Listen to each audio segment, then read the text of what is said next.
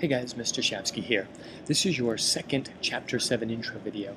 And in this particular video, you're going to learn about the strengths and weaknesses of the British Army heading into the American Revolution. So turn to the appropriate page in your notebooks and let's get ready to go. Okay, so let's take a look at the strengths and weaknesses of the British going into the American Revolution. All right, first of all, strengths.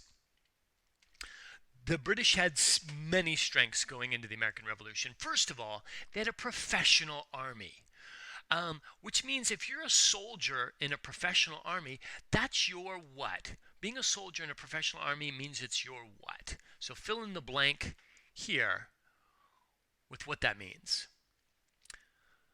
Second of all, they had a much larger army, about 4 times larger than the Continental Army. They had 42,000 British soldiers and 30,000 German blanks. Now, these Germans were people that they paid, soldiers that they paid to come and fight on their side. So this was a vocabulary word from last year that you should remember. So fill that in here. The British were also able to recruit from different groups of people that lived in the American colonies. So they recruited people that were loyalists who wanted the colonies to stay loyal to England and to King George.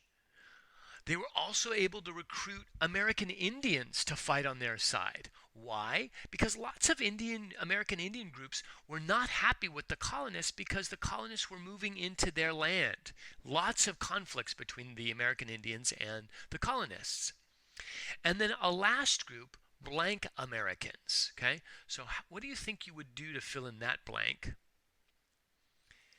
And then once you've filled it in, think about that group of people. What position did they hold for the most part in colonial society?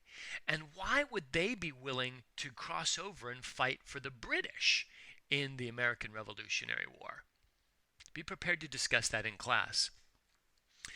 In addition, the British Army, especially compared to the Continental Army, the colonists, the British Army was very well, look at this picture here, you can see it, okay, with these nice rows of marching soldiers. They were very well trained, okay?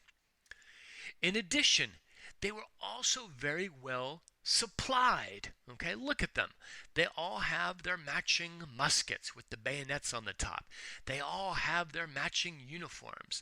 I'm sure earlier in the morning they all had a good breakfast, okay? So unlike the Continental Army, the British Army was always very well supplied. And because they were professional soldiers, they had much more experience. They were experienced soldiers. They knew how to fight. Again, comparing that to the Continental Army. Okay, now let's take a look at the weaknesses of the British heading into the American Revolution. First one, very important. It was an incredibly long distance from blank to America. Now, where were the British soldiers and supplies coming from? Fill in that blank here. And then explain why that might have been a problem. Okay? It took sometimes 2 months to get from this place here to America. So try and come up with at least 1 or 2 reasons why that would be a problem.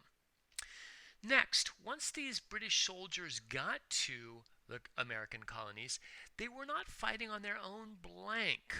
Okay? This is this exact opposite of the soldiers who were fighting in the Continental Army, who were fighting on their own blank. Next, over time, this war, this Revolutionary War, became less and less popular with the British people. Now, why do you think that is? Who do you think it is that's paying for this war? And why, therefore, would it become less and less popular with the British people the longer it goes on? Fill in your answer here. And then lastly, the British military leader, his name was Lord Germain, and he actually had very little experience fighting wars in blank. Now, where is this American Revolutionary War taking place? Lord Germain did have experience fighting wars in Europe against other European countries, but this war is being fought in a different place and in a very different way.